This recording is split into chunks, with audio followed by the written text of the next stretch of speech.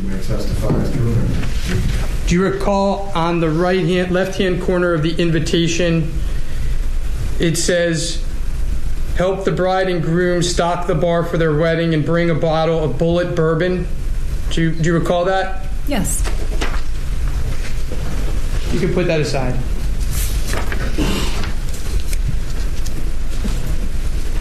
Now, you decided to go to ABC Liquors on Bowden Road to look for the bourbon, right? I did.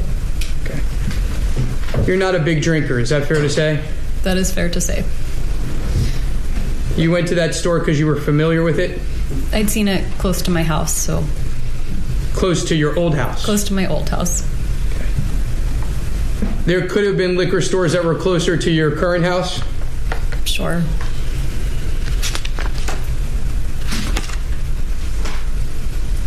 Now, when you drove to ABC Liquor, you tried to go through Trescott. Is that fair to say? It was blocked. There are other ways to go to ABC Liquor, right? You could have gone down other roads. I don't have the best sense of direction, so when I find a route, I just kind of keep using that route. I don't look for something else. Okay.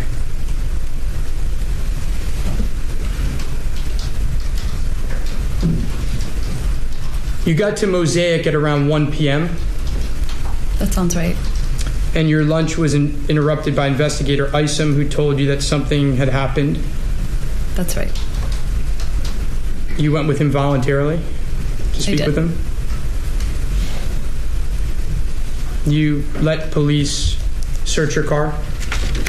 Yes. You were interviewed with the investigator from approximately 2:45 p.m. until 7:50 p.m.? Yes. He told you that your ex-husband had been shot and was unlikely to survive, right? Yes. You were in shock? Yes. All right, Mark, what do you got? So contempt and an alternative opinion happens within seconds of each other. You get part of the mouth go up one side, and then the other part, I don't think I can even do it. Another part of the mouth goes up on the two asymmetrical gestures. That's what happens. You could have taken other roads. So it's around that. You could have taken other roads. The questioning here is, why did you go in that direction? I think, Greg, because as you were telling me, she ends up taking some roads which take her past the scene of a crime, the crime. Yes. And so there's a little bit of contempt around that and a differing opinion as to why that would be. Now, in her favor, I would say it's fair to say, I mean, her angle there is, look, I always kind of took this route. And so though I'm going over there, I'm taking the route that I knew. And the route that you know tends to trump common sense every time. So it is actually quite reasonable, I would say, from a kind of a grand behavioral point of view, that people will do behaviors that aren't quite economical for the situation for the sake of just staying with the pattern that they've always had. And that seems to be the case here. Again, very stable, very calm, especially around the questioning, and strangely calm around the critical condition of her ex-husband. Seemed to be very little big effect of that. And given the control that she has of her body, I would expect when stories are going a little more extreme, I might expect that her body might react to that in a bigger way. But I don't see that, though we have seen some good changes within blink rate. I'd be interested to see what other people picked up, which isn't in that grand expressive realm. Greg, what do you got on this one? So let's talk about why her blink rate goes up. We don't know. What we know is something triggers a response in her. We see that blink rate go up when they're talking about why she went down this convoluted path. Mark, I agree with you. This is what the organism does, what made the organism successful means. We get up in the morning, we brush our teeth the same way, we go to bed the same way. All those things we get into routines around. We're not likely to change those simply for a one-off, just because it's easier. Our brain likes continuity and patterns. It's just how we function.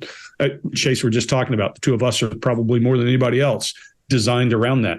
I guarantee you, if you look at Chase's shoes, if he laced them, then the laces go in a certain order over each other because that's the way the military told us to do it. We're wired that way. The side of your belt that goes in is always the same. It's just the way we're wired. And you were in military school, so guaranteed it's there.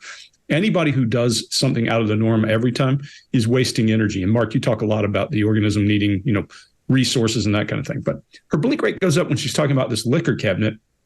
I don't get why, but I don't have to get why. I just have to say something happened. If there's a conspiracy to commit murder, she might have wanted to know that it had happened. Who knows? We don't know that. But it also could be true that she was driving her old route and her ex-husband lives down this road and she drove down there, saw the road was blocked, turned and left. So we don't know. We can't tell you that way. We can just tell you that we see things increasing. Her respiration and her pulse rate is going up when she's asked about getting back to that restaurant. That's interesting for me because some reason she's feeling this. Maybe it's just because it does implicate her if there's a reason for her to have gone down that road.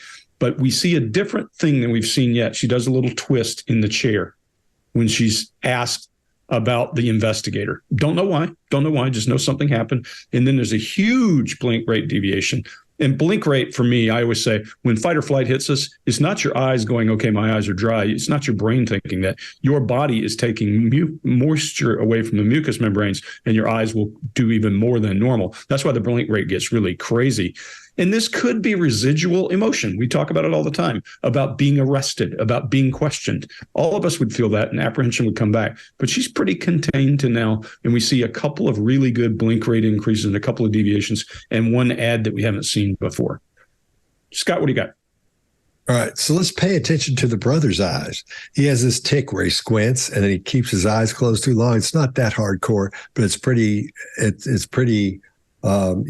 obvious. And I think what's happening there is he's so nervous. He's not showing any other adapters. I think he's adapting that way.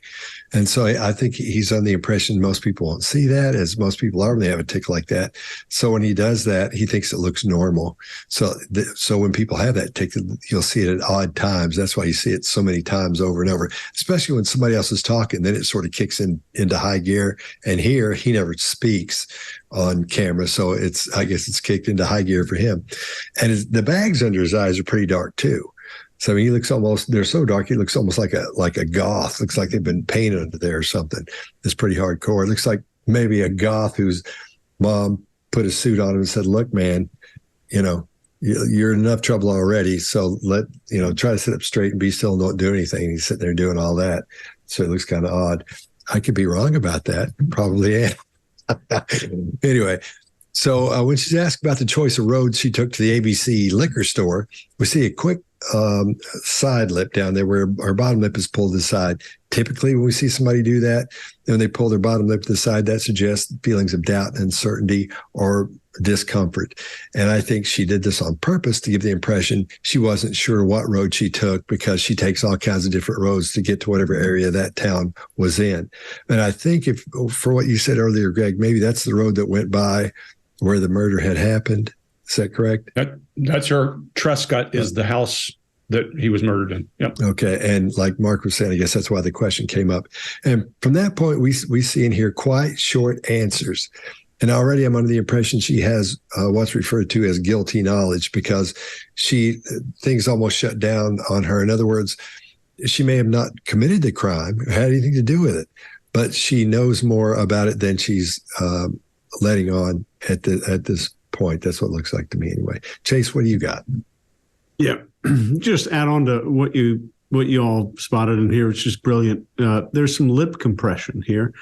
And when we see somebody squeeze the lips together, and this is, you're talking to your teenagers at home or you're talking to somebody at work, typically means something's being withheld. It's usually emotion or opinion that's kind of being held back.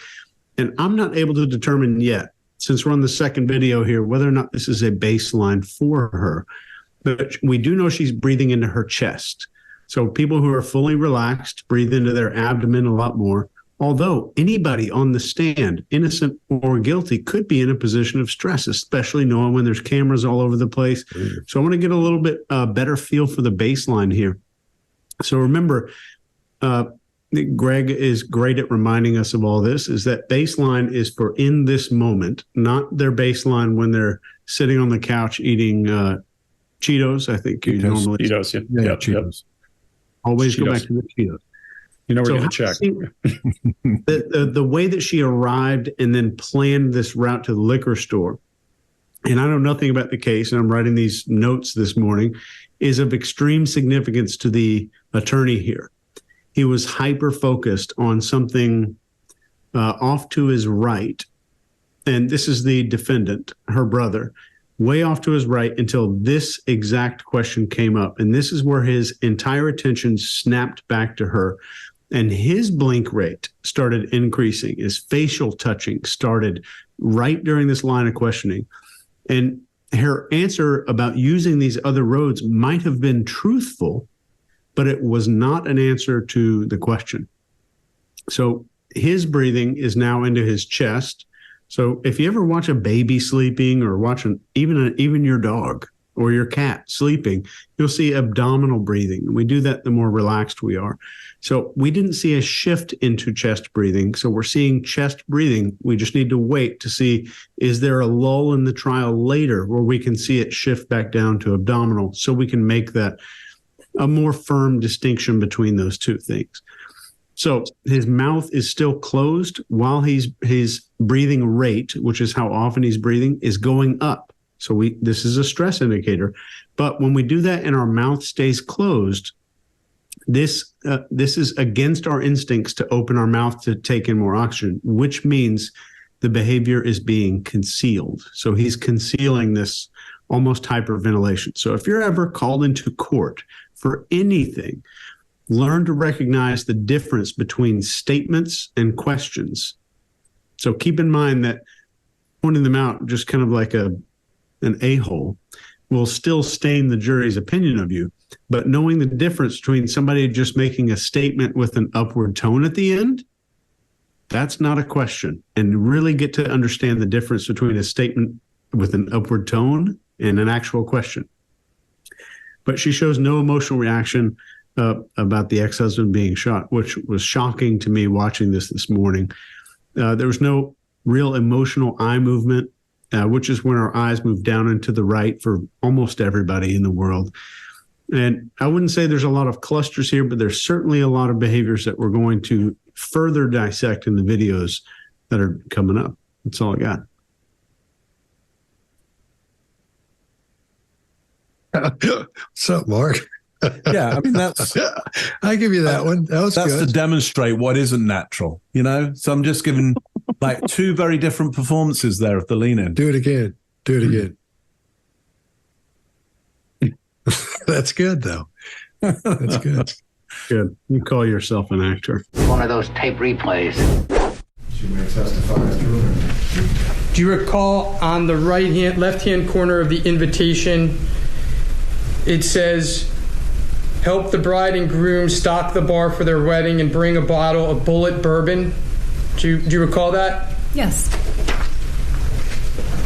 You can put that aside.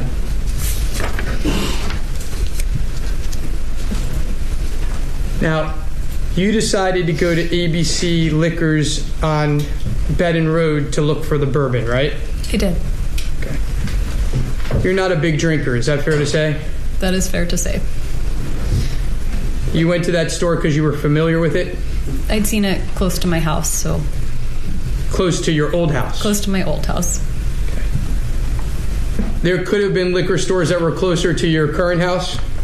Sure.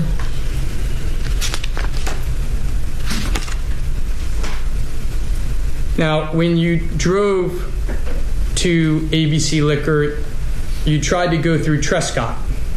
Is that fair to say? It was blocked. There are other ways to go to ABC Liquor, right? You could have gone down other roads. I don't have the best sense of direction, so when I find a route, I just kind of keep using that route. I don't look for something else. Okay.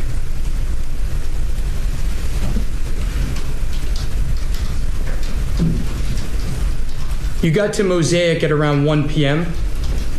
That sounds right. And your lunch was interrupted by Investigator Isom, who told you that something had happened. That's right. You went with him voluntarily to speak with him? You let police search your car? Yes. You were interviewed with the investigator from approximately 2:45 p.m. until 7:50 p.m.? Yes. He told you that your ex-husband had been shot and was unlikely to survive, right? Yes. You were in shock? Yes. If you like this video, get the full body language breakdown and analysis on our main channel by clicking this video right here.